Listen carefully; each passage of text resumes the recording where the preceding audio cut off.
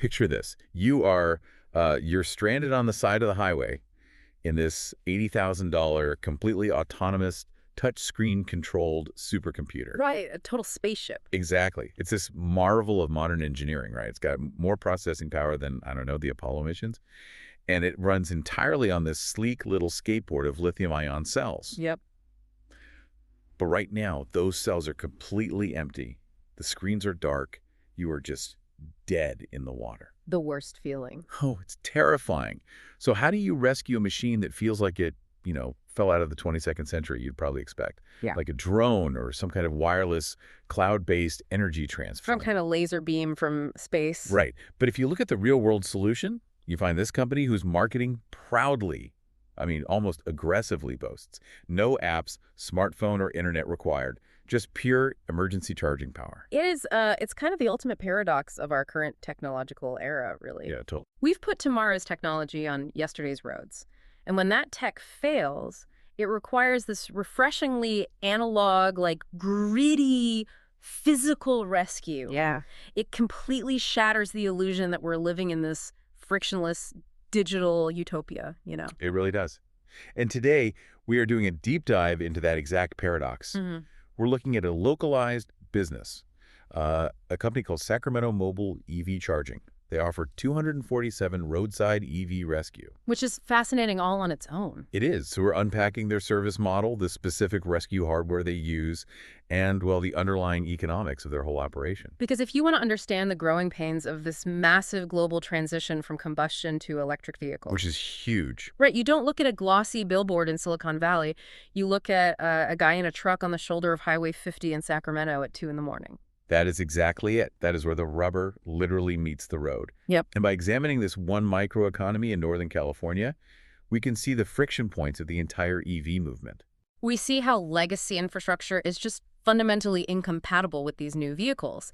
And we get to see how human ingenuity kind of steps into that gap to create an entirely new type of utility. Now, if you're listening to this and thinking, why is a totally new utility even necessary? Right. Like, if my battery dies, why wouldn't I just call a standard flatbed tow truck? Which, honestly, I have to admit, was my exact first thought when I was reading through our source notes. It's everyone's first thought. Yeah. But you really have to understand what the industry refers to as the towing trap. The towing trap. It's a brilliant piece of phrasing used in the source material because it immediately reframes things for you. How so? Well, for the last 100 years, our default knee-jerk reaction to a car breaking down has been to call it tow truck. Oh, absolutely. The tow truck is the undisputed king of roadside recovery. But we have to ask ourselves why the tow truck was even invented in the first place. Okay.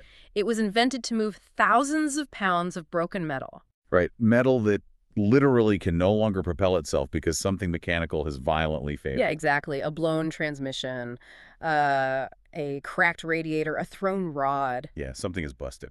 The combustion engine vehicle has suffered a catastrophic mechanical breakdown, so it requires this heavy-duty brute force transportation. A hydraulic flatbed hauling a massive object to a physical garage. Right, where mechanics with actual wrenches can replace physical parts.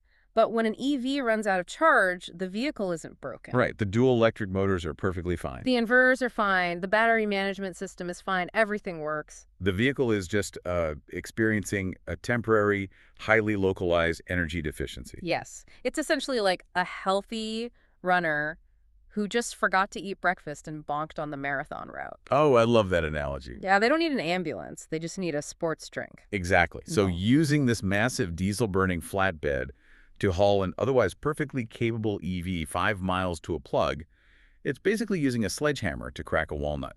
It is. And actually, it's worse than a sledgehammer because the flatbed solution introduces new, really profound risks to the vehicle. Right, because of the weight, right. Yeah, the source material explicitly warns about the risk of flatbed damage to your EV. Electric vehicles are not built like traditional cars at all. They are so heavy. Incredibly heavy, often thousands of pounds heavier than their gas counterparts because of those dense battery packs lining the floor. The skateboard design. Exactly. Because of that unique skateboard architecture, they have very specific, heavily reinforced tie-down points. So if a tow truck operator treats a Rivian R1T or a Lucid Air the same way they treated a 2005 Honda Civic. things can go catastrophically Right. wrong. Like what? Well, catastrophic is the right word. If the winch chain slips, or if they strap down the vehicle using a suspension component that just isn't rated for the extreme weight of that battery pack, they can actually bend the frame. And even worse, if a hook punctures or even just heavily scrapes the undercarriage,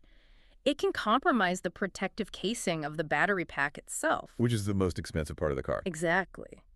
Suddenly, a simple mistake on the side of the road turns a depleted battery into a $20,000 battery replacement. Just because they use the wrong tool for the rescue. That is insane. It really is. So your simple lack of electricity just evolved into a mechanical nightmare. But, okay, let's say the tow truck operator is a seasoned pro. Sure. They get the EV onto the flatbed perfectly. No damage. The damage we were talking about isn't just physical, right? Not at all. The source really dives into the financial and temporal damage of this towing trap. They break down the traditional towing costs, and the numbers are just, they're wince-inducing. They hurt to look at. You're looking at $200 to $400 just for the hookup and transport. And keep in mind, that tow truck isn't dropping you off at your house. And they usually aren't gonna, navigate a cramped grocery store parking lot to awkwardly back your dead car into an Electrify America charging stall. Oh, I can't even imagine them trying to do that. No. They are going to take the path of least resistance for their massive flatbed. They're going to tow you to a dealership. And here is where the trap snaps shut. Because once your dead EV is sitting in the dealership's back lot, the source notes you are hit with a dealer charging fee, Yep. which runs anywhere from $50 to $150. Because you are a captive audience at that point, Completely captive. you have zero leverage to negotiate that price. You are essentially paying a luxury premium for the privilege of accessing a wall outlet. So just doing the math, we are easily pushing $300 to $600 in direct costs just to get a basic flow of electrons back into the car. And that's not even the worst part. Right. The true cost, the thing that really terrifies me when I think about this scenario is the time. Oh, the time is brutal. The source explicitly points out that the legacy towing model results in 4 to 8 hours of wasted time. Yeah. You wait 1 to 3 hours for the flatbed to even arrive, assuming they aren't busy with accidents. Right, because accidents always get priority. Exactly. Yeah. Then there's the complex loading process we talked about, navigating traffic to the dealership, and then the waiting. The dealer wait could be hours, or if you arrive late on a Friday afternoon, it could literally be days. Oh my gosh. That's true. The source material calls it a total nightmare for a dead battery, and that is not an exaggeration. Not at all. If you are on your way to pick up your kids from school or heading to a crucial job interview, a 4-hour delay isn't just an inconvenience, it is a life-altering disruption. And there's also a psychological layer to this that the source nails perfectly. They mention the call for, quote, anxiety. Yes. If you've ever broken down, you know this feeling. You pull up Google, you call a local tow company, and nobody will give you a straight answer on the price. The towing industry has historically thrived on information asymmetry. What do you mean by that? Well, the dispatcher knows exactly what it will cost to operate the truck, right? Well, But they also know you are stranded on a dangerous highway shoulder, your phone battery is probably dying, and you are desperate. oh, right. You have no bargaining power. Exactly. The call for quote model allows the price to dynamically inflate based on your perceived desperation. It strips the consumer of all autonomy. Okay, so the legacy solution, the flatbed tow truck, is financially predatory, physically dangerous to the EV, and steals half your day. It is definitively the wrong tool. So what is the right tool? If I'm stranded outside Roseville and I don't call a flatbed, what exactly is pulling up behind me? This is where it gets really interesting. Let's deconstruct the actual hardware this company is deploying, because the source is incredibly proud of it. They call it professional-grade Evroad Hero equipment. The hardware specifications they list are a fascinating glimpse into the physical requirements of, well, basically a mobile grid. They aren't just throwing a cheap, noisy camping generator from a big box hardware store into the back of a hatchback. Which is what I pictured at first, honestly. Yeah, most people do. But no, they are deploying a highly specialized unit. It provides a continuous power output of 9 kilowatts with a peak output of 16 kilowatts. Wow. It delivers level 2 charging through an SAE J1772 connector, which is the industry standard. And they specifically note that a Tesla adapter is included, meaning they cover the entire market. Yep. Rivian, Lucid, Ford, Chevy, Hyundai, Nissan. If it has a plug, they can charge it. But the detail that really made me sit up and pay attention is a metric that most car owners have probably never even heard of. Oh, I know what you're going to say. Yeah, they brag that this equipment produces ultra-clean power with a total harmonic distortion THD of less than 3%.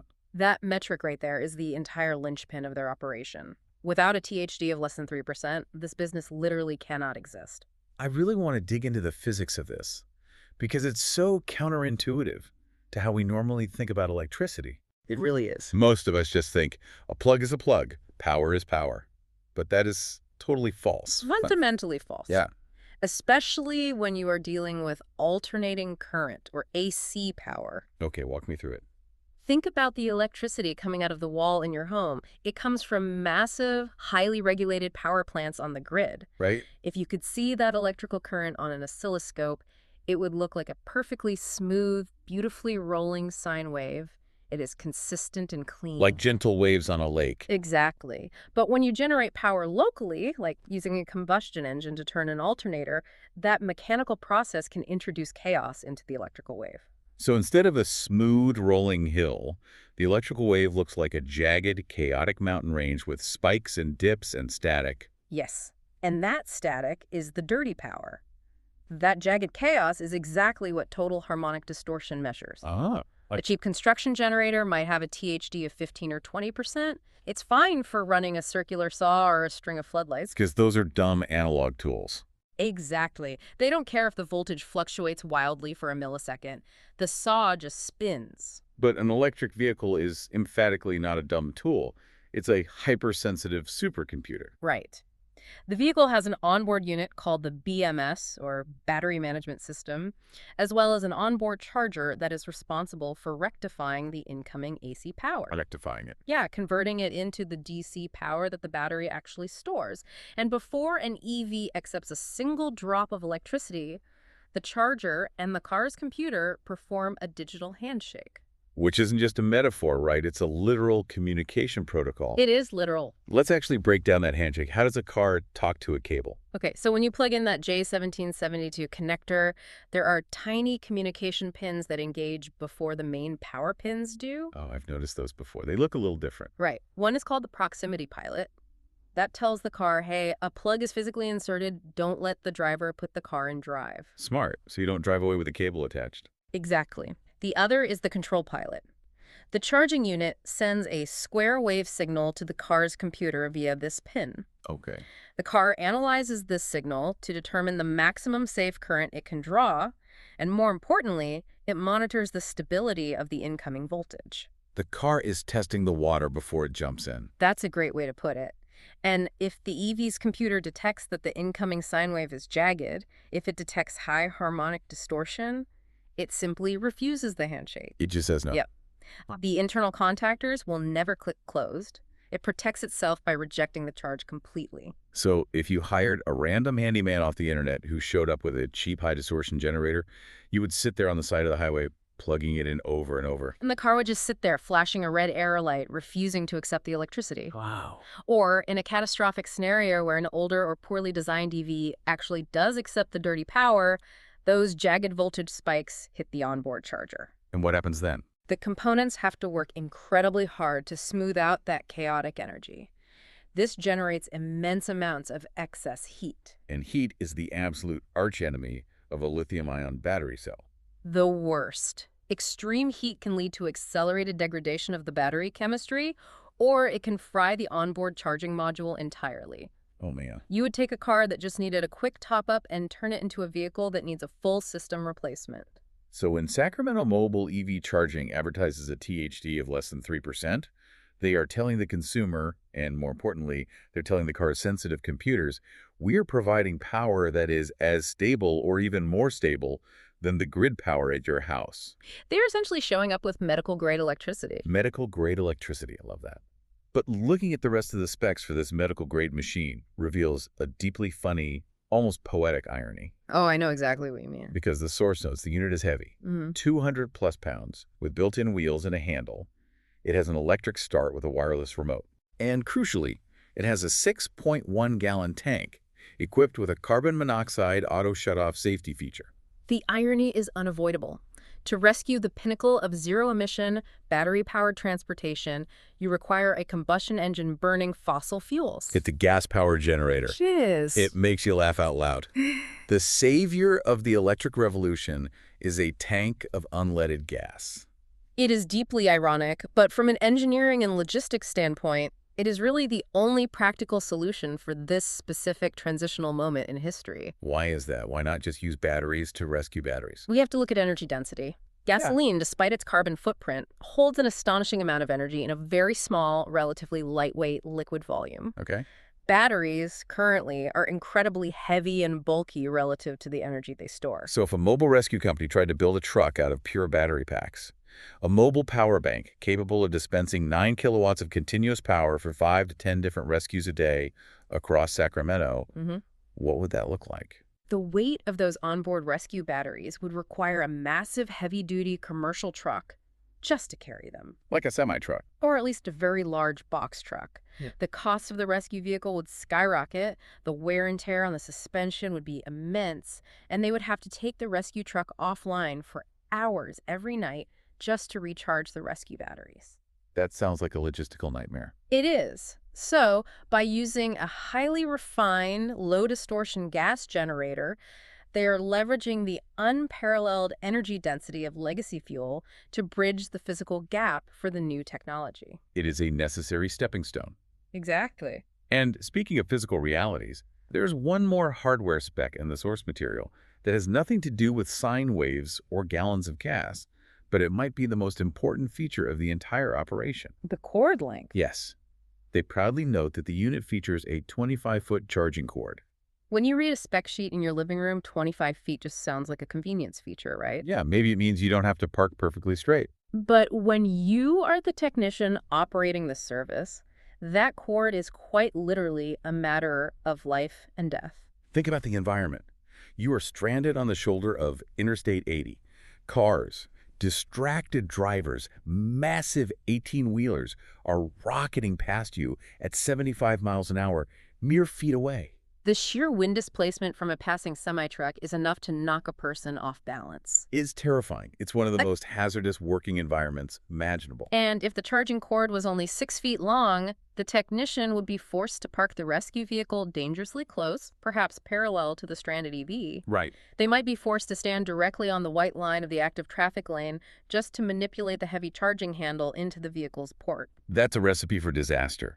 But with a 25-foot cord, the geometry of the rescue completely changes. Yes, it does. The technician can park their heavy rescue truck a significant distance behind the stranded EV, angling it to create a physical steel barrier, a safety buffer between their workspace and the oncoming traffic. Right, and they can walk the long cord safely down the grass or dirt shoulder, completely shielded from the active lane. It highlights that this business isn't some theoretical tech startup running algorithms in a high-rise. Not at all. It is a gritty, boots-on-the-ground roadside operation where safety protocols like carbon monoxide sensors and extended reach cords are just as critical as the harmonic distortion of the electricity. Absolutely. Okay, so we have a clear picture of the arsenal.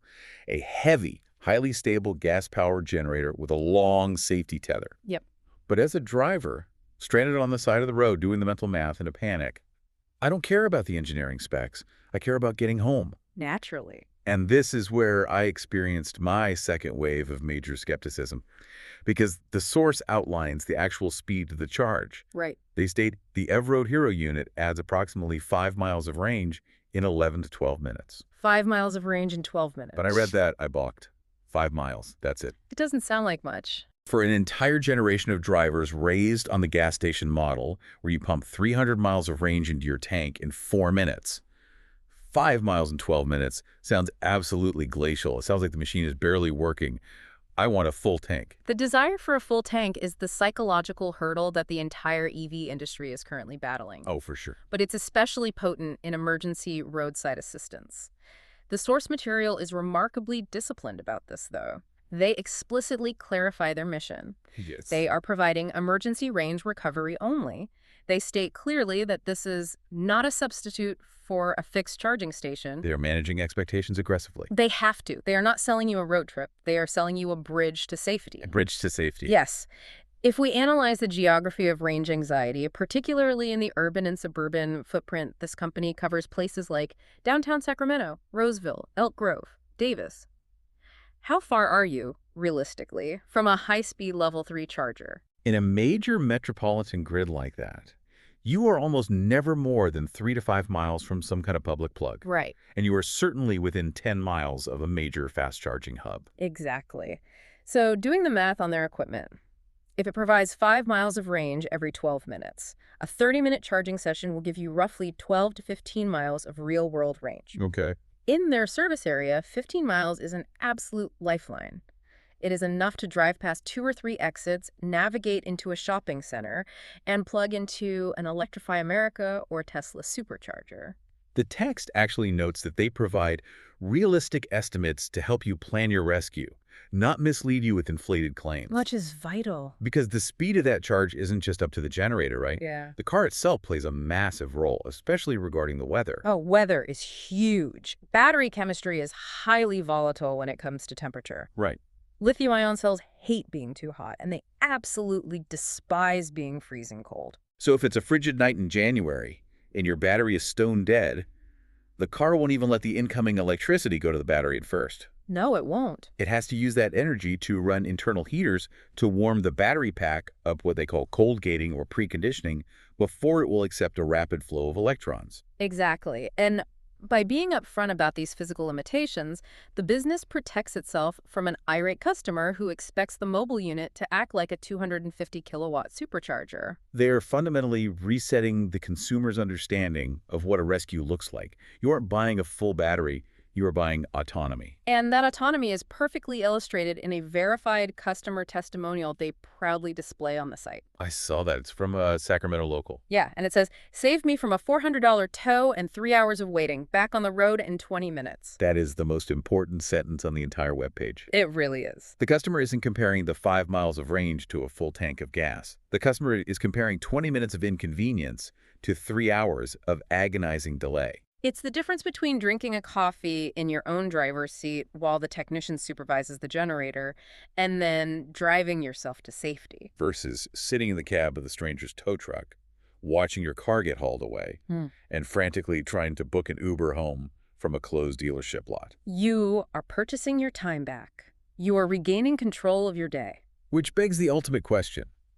How much does it cost to buy your day back? So let's talk about the economics. Yes. The source has a section entirely dedicated to transparent pricing. They call it simple, clear, honest, flat, upfront pricing. This is a radical departure from the legacy towing industry. Really? They're aggressively attacking the information asymmetry we discussed earlier. Yeah. They are taking the most stressful part of a breakdown, the fear of being price gouged, and eliminating it before you even call them. They break it down into 3 incredibly clear tiers based on the time spent charging.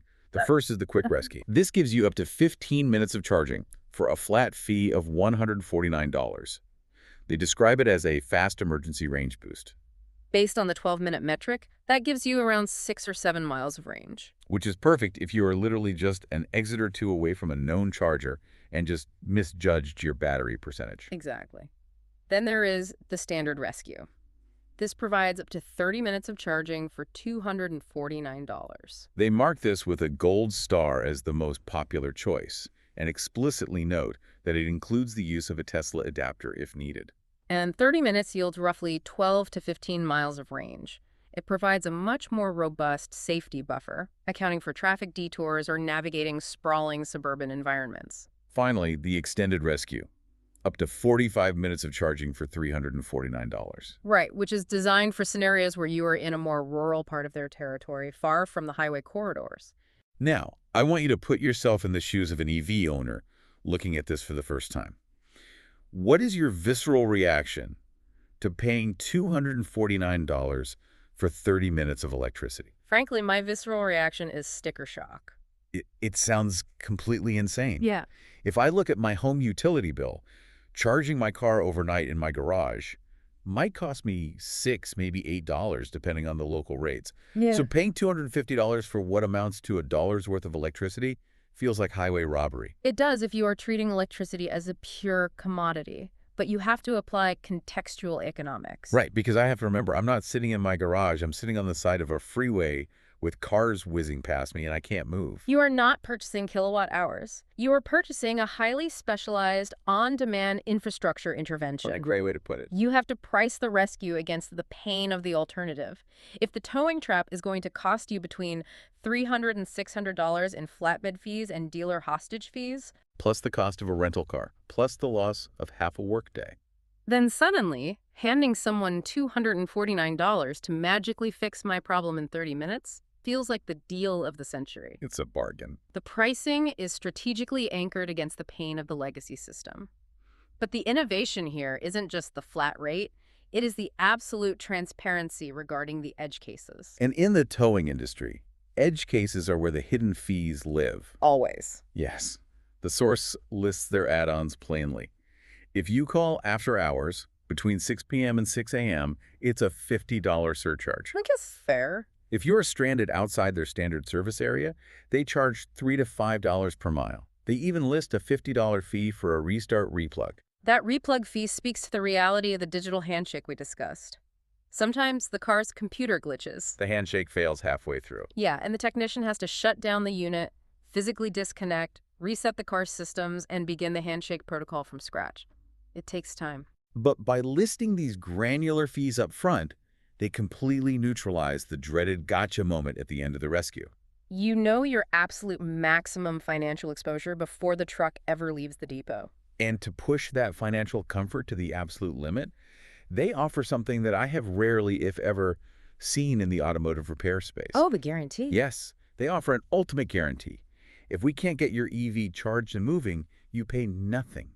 Zero risk. A 100% no questions asked guarantee. Think about how wild that is. If a traditional mechanic spends 2 hours running diagnostics on your transmission and shrugs his shoulders because he can't fix it, you are still paying the diagnostic fee. Yep. If a flatbed arrives and realizes your car is wedged in a parking garage with too low a ceiling to tow it, you are still paying a dispatch fee. The zero risk guarantee is a massive flex. It signals supreme confidence in the eRoad Hero hardware and the training of their technicians. But from a behavioral economics standpoint, it is a masterstroke in customer acquisition. They're asking a driver to engage with a fundamentally new paradigm of roadside assistance. Right, they're asking them to trust a gas-powered box they've never seen to rescue a highly sophisticated computer. And human nature resists the unknown in a crisis. So the only way to overcome that crisis hesitation is to entirely remove the financial risk. If the magic box doesn't work, you keep your money. Why wouldn't you call them first? You literally have nothing to lose but a few minutes. It forces the consumer's hand by eliminating all downside. But making a bold guarantee on a website is easy. Executing a guaranteed 30-minute rescue across a sprawling metropolitan area 247 is a logistical nightmare. Which brings us to the operational footprint. How do they actually pull this off? The source material lays out their logistics, and they are sweeping. They dispatch from a central hub in Folsom, California, and they cover a 45-mile radius. The choice of Folsom as a dispatch center is highly calculated. Really? Why Folsom? Folsom sits just east of the dense downtown Sacramento core. By staging there, they avoid the paralyzing gridlock of the city center, maintaining immediate high-speed access to the major arteries Highway 50, Interstate 80. Ah, that makes sense. And a 45-mile radius from Folsom covers a staggering amount of geography. It's massive. They list 18 specific cities across 4 different counties. They are covering the deep suburbs of Granite Bay, Roseville, and Elk Grove. Yep. They are stretching into El Dorado County to cover Placerville in the foothills. They go up into Placer County covering Auburn and Lincoln. They even cross over the river into Yolo County to service West Sacramento and Davis. To guarantee a 30 to 45-minute arrival window across 4 distinct counties while operating 24 hours a day requires either a massively decentralized fleet of trucks sitting idle or a highly optimized dynamic routing system that borders on predictive. And the way the user interacts with that routing system is fascinating because it completely contradicts the no apps required marketing from the top of the page. Oh, for sure. The charging itself might not require an app, but the user experience is entirely digitized. The source outlines the dispatch flow. You call or text your location. You immediately receive an SMS dispatch confirmation. Right.